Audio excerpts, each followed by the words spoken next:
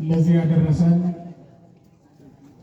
በረድኤቱና በምሕረቱ የጠበቀን በከበረ ደሙ ፈሳሽነት ከኃጢአት ያነጻንና ያጠበን የአማልክት አምላክ እግዚአብሔር ስለማይነገር ስጦታው ስሙ ለዘላለም የተመሰገነ ይሁን።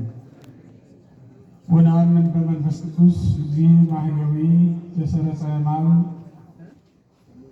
ከአብ በሰረጸ በመንፈስ ቅዱስ እናምናለን። አባቶቻችን ሊቃውንቱ በቁስጥንጥንያ በተባለው ጉባኤ ላይ ተሰብስበው ስለ መንፈስ ቅዱስ ጉባኤ ሰርተው በተነጋገሩበት ጉባኤ ላይ ያስተላለፉት መልእክት አንዱ ይህ ነው። በጸሎት ሃይማኖት ዘወትር የምንጸልየው ማለት ነው። ይህም የትምህርታችን መነሻ እናደርጋለን። ከዚያ በፊት ግን ይህ በዓል ለቤተ ክርስቲያናችን በጣም ትልቁ በዓል ነው። ከጌታ ታላላቅ በዓላት አንዱ ሆኖ ግን በተለየ ሁኔታ ደግሞ የቤተ ክርስቲያን በዓል ሆኖ የሚከበር በዓል ነው። እንደ ባህር ዳር ብፁዕ አባታችንን ሳናመሰግን ማለፍ ስለሌለብንና ለሁሉም ማስታወስ ስለሚገባኝ ነው የተናገርኩት። በእውነቱ ለባህር ዳር እንደ መለያም ሊሆናት የሚችል ለገብርኤል ወደ ቁልቢ፣ ለልደት ወደ ላሊበላ፣ ለመስከረም ወደ ግሸን እንደሚኬደው ሁሉ ለጰራቅሊጦስ በዓል ወደ ጽርሐ ጽዮን ገዳም ሁሉም በዓለ መንፈስ ቅዱስን በዓለ ቤተክርስቲያንን ለማክበር ሊመጣበት የሚገባ ልዩ በዓል ነውና በዚህ አጋጣሚ ብፁዕ አባታችንን እንድታመሰግኑልኝ ፈልጌ ነው።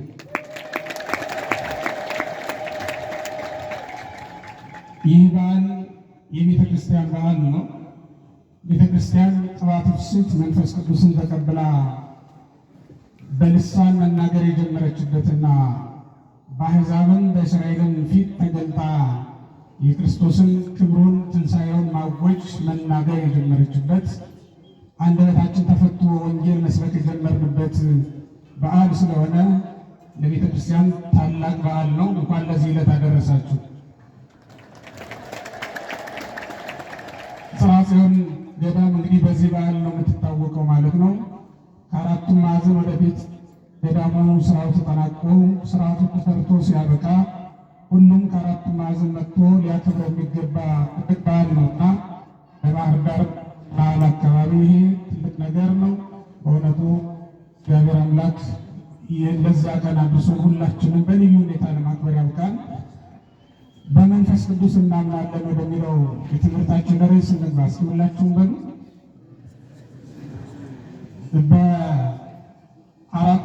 በ381 ዓመተ ምህረት ላይ ቁስጥንጥንያ የምትባል ከተማ የንጉሱ የቆስጠንጢኖስ ከተማ ናት።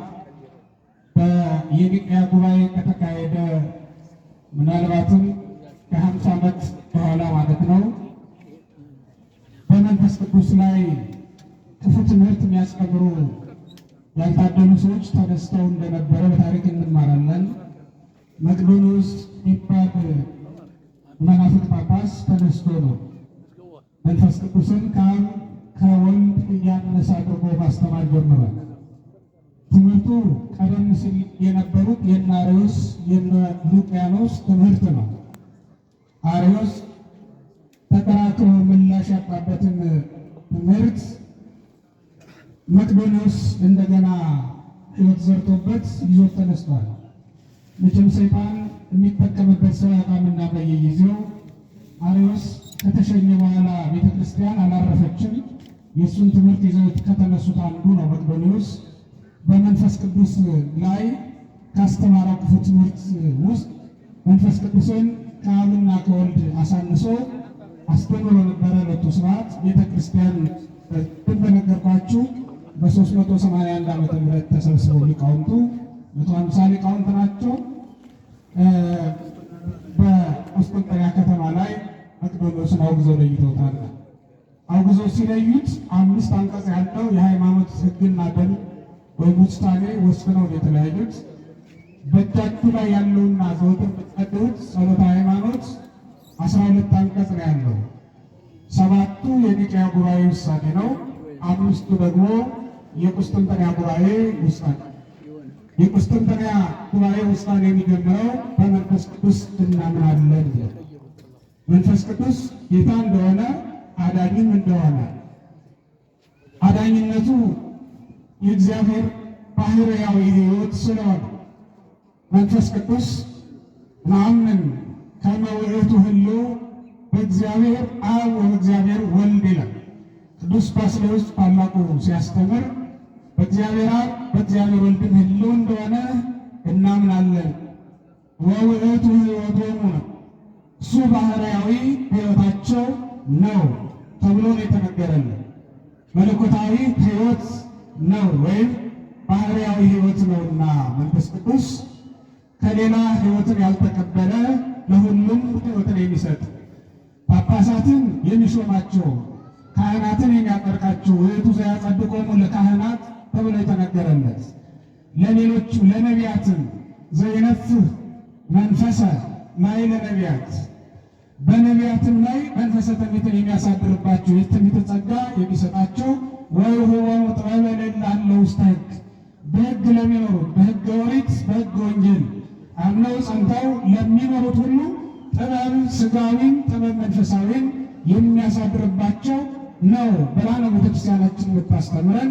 ስለዚህ በመንፈስ ቅዱስ እናምናለን ሲሉ አባቶቻችን ከሁሉ በላይ የሆነ ጌታ እንደሆነ ከአብ ከወልድም ጋር በስልጣን አንድ እንደሆነ በኒቅያ ጉባኤ የኢየሱስ ክርስቶስን የባሕርይ አምላክነት ከአብ ጋር በስልጣን ከመንፈስ ቅዱስም ጋር በክብር ትክክል መሆኑንና አንድ መሆኑን እንደመሰከሩ ሁሉ ሊቃውንቱ እነዚህም የመንፈስ ቅዱስን ክብር ገልጠው ይናገራሉ ማለት ነው። ወገኖች ስለ መንፈስ ቅዱስ ጥቂት ለመናገር ያክል ዛሬ በዓለ መንፈስ ቅዱስ ነውና መንፈስ ቅዱስ ከሦስቱ አካላት አንዱ ነው። ከስንቱ አልኳችሁ? ከሦስቱ አካላት ከማከማል ከአብ ከወልድ ከመንፈስ ቅዱስ ከምንላቸው እንዘ ሰለስቱ አሐዱ ወእንዘ አሐዱ ሰለስቱ ያሏቸው ሊቃውንቱ በሰለስቱ ምዕት በሃይማኖተ አበው ሦስት ሲሆኑ ስንት ናቸው? አንድ ሲሆኑ ደግሞ ሦስት ናቸው። በመለኮት ስንት ናቸው?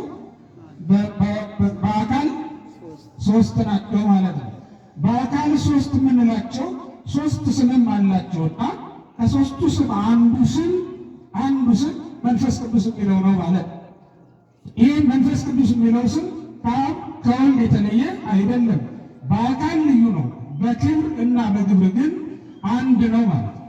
ውእቱ ዘየሄሉ ውስተ ኩሉ ምድር በሁሉ አድሮ የሚኖር ውእቱ ኩለንታው ውስተ ኩሉ ኩለንታ መለኮቱ ኩለንታ ባህሪው በሁሉ አድሮ በሁሉ ሞልቶ የሚኖር ነው። ዝንቱ ውእቱ መንፈስ ቅዱስ ነው የሚለው ቅዱስ ማስ ዝንቱ መንፈስ ቅዱስ ምን ነው? ይሄ በሁሉ አድሮ ዘየሄሉ ውስተ ኩሉ በሁሉ ህልው ሆኖ የሚኖር በሁሉ አድሮ የሚኖር ስንል ማደር ግብሩ ነው። በሰው አድሮ ይኖራል፣ በሰው ላይ አድሮ ስራ ያሰራል ማለት ነው። በአብና በወልድ ደግሞ ህልው ነው ይባል። ያ ማለት በሕይወትነቱ ለአብና ለወልድ ሕይወት ነው። አብ በሥላሴ ዘንድ ልብ ተብሎ ይጠራል። በወልድ ደግሞ ቃል ተብሎ ይጠራል። መንፈስ ቅዱስ ሕይወት ተብሎ ይጠራል ማለት ነው። ስለዚህ መንፈስ ቅዱስ በሕይወትነቱ ካዊን በአብና በወልድ ህልው ነው ብለን እናውቃለን። መንፈስ ቅዱስ የባሕርይ ሕይወቱን ደግሞ ለሰው በጸጋ የሰጠ እግዚአብሔር አብ ቢሉ በልጁ አዳነ፣ ሕይወቱን ሰጥቶ ደግሞ ሕያዋን አደረገን ማለት ነው። ዛሬ ቤተ ክርስቲያን መንፈስ ቅዱስን ስትቀበል ይህን ባሕርያዊ ሕይወት የሆነውን መንፈስ ቅዱስን በጸጋ ተቀብላለች ማለት ነው። አንደበቷን የፈታው መንፈስ ቅዱስ ነው። ወንጌል እንድትሰብክ እውነት እንድትመሰክር ያደረጋትም መንፈስ ቅዱስ ነው። ቤተ ክርስቲያን ያለ መንፈስ ቅዱስ የምትሰራው ምንም ነገር የለም። ሲጀመርም ወልድ ሥጋ ለበሰ ብለን ስንናገር በመንፈስ ቅዱስ ነው። ምክንያቱም መልአክ ለዮሴፍ መጥቶ ሲያስረዳው በማቴዎስ ወንጌል ምዕራፍ 1 ቁጥር 18 ላይ ስንማር እመንፈስ ቅዱስ ነው እስመ ዘይትወለድ እምኔሃ እመንፈስ ቅዱስ ነው የሚለው። ከእሷ የሚወለደው በግብረ መንፈስ ቅዱስ ነው።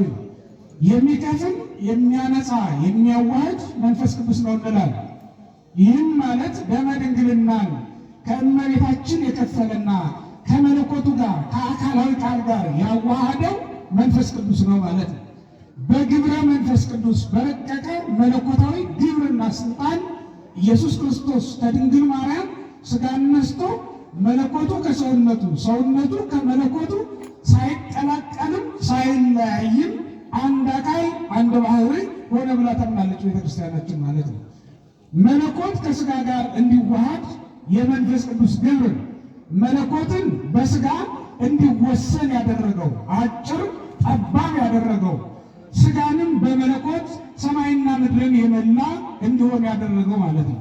ውእቱ ይመልእ ውስተ ኩሉ ምድር በሰማይም በምድርም ቢፈለግ የማይታጣውን መለኮትን በማኅፀነ ማርያም በሥጋ እንዲወሰን ያደረገው ይሄ መንፈስ ቅዱስ ግብር ነው ማለት ነው። መንፈስ ቅዱስ መለኮትን በሥጋ እንደወሰነ ሁሉ ሥጋንም በመለኮት ምኑ አደረገው ማለት ነው።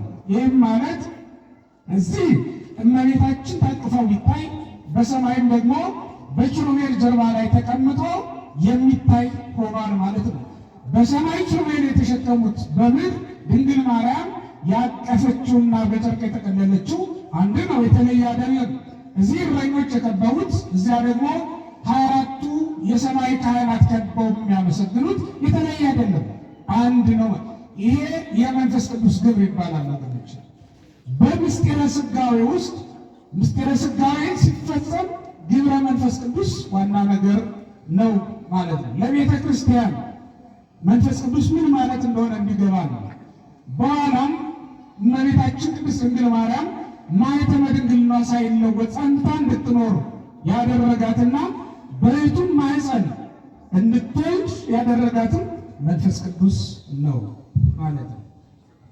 ከዚያም በኋላ ቤተ ክርስቲያን ጸጋውን ተቀብላ ዛሬ ሐዋርያት የተቀበሉት በሐዋርያት ሥራ ምዕራፍ 2 ላይ እንደምንመለከተው ስንጠብቀው የነበረው ኢየሱስ ክርስቶስ ሲያርግ ቀደም ሲል በቅዳሴው ጊዜ ብፁዕ አባታችን ሲያሰሙ እንደነበረው በዮሐንስ ወንጌል ምዕራፍ 16 ቁጥር 5 ጀምሮ እስከ 15 ያለውን ተመልከቱት። ያ ነው የተነበበልን በቅዳሴ ጊዜ። እዚያም ላይ እንደተማርነው መንፈስ ቅዱስ እንደሚመጣልን እንደሚሰጠን ነግሮን ነበር። ዋመ መጽአ ውእቱ ያዜክረክሙ ኩሎ ነው። እሱ በመጣ ጊዜ ሁሉን ያሳስባቸዋል ይላል። ሐዋርያት 3 ዓመት ከ3 ወር ወንጌል ተምረዋል፣ ግን ሁሉን ረስተዋል። ይረሱ ነበር። እንጀራ በርክቶ አበላቸው። ጥቂት እልፍ ሲሉ ግን እንጀራ ጎሎባቸው ሲጨነቁ አገኛቸው። ረሳይክሙ አላቸው። ሶበሁ ረሳይነ ኅብስተ ይብለነ ዘንተ እንጀራውን ስለረሳን ነው ከፈሪሳውያን እርሾ ተጠበቆ የሚለን ብለው አሰቡ ይላል። እንግዲህ ተመልከቱ፣ ምንም የማይጎልበት ጥቂቱን ብዙ ማድረግ የሚቻለው አንዱን ማበርከት የሚቻለው አምላክ እንደሆነና በአንዱ ሺዎችን መመገብ የሚችል አምላክ እንደሆነ አይተዋል። ግን ይረሱ ነበር። ተርጉሞ ነግሯቸዋል። የመንግሥተ ሰማያትን ምስጢር ማወቅ ለነሱ የተፈቀደ ነገር ስለነበረ ተርጉሞ አስረዳቸው። ግን ይረሱበታል። እንዲህ እያሉ ይቸገሩ ስለነበረ ዋመ መጽአ ውእቱ ያዜክረክሙ ኩሎ አላቸው። መንፈስ ቅዱስ ይመጣል፣ ሁሉን ያሳስባቸዋል፣ ይነግራቸዋል አላቸው። ይህ እሱም ብቻ ምንም አላውቅም። ዓለምን ይዘልፈዋል፣ ይገስጸዋል። ይዛለፈ ለዓለም ስለ ኃጢአት እስመ ያምኑ ብየ በእኔ ስላላመኑ በእኔ አለማመናቸው ኃጢአት ነውና ዓለምን ይዘልፈዋል፣ እናንተን ደግሞ እውነቱን ያሳስባችኋል አለ። በሐዋርያት አድሮ እውነቱን ያሳሰበ እውነቱን የመሰከረ መንፈስ ቅዱስ ነው። በሐዋርያት አድሮ ይህን ዓለም ከጠማማ ትውልድ ትድኑ ዘንድ ንስሐ ግቡ ብሎ የገሰጸን መንፈስ ቅዱስ ነው።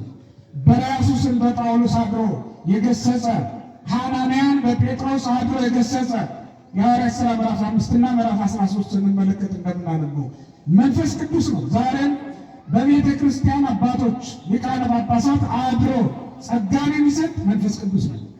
እሱ ራሱ ጸጋ ሆኖ ተሰጥቷል። ግን ሲሰጥ አኮ ከመላእክት ይላል ቅዱስ ባስልዮስ፣ እንደ ጳጳስ ተሹሞ የሚሾም አይደለም።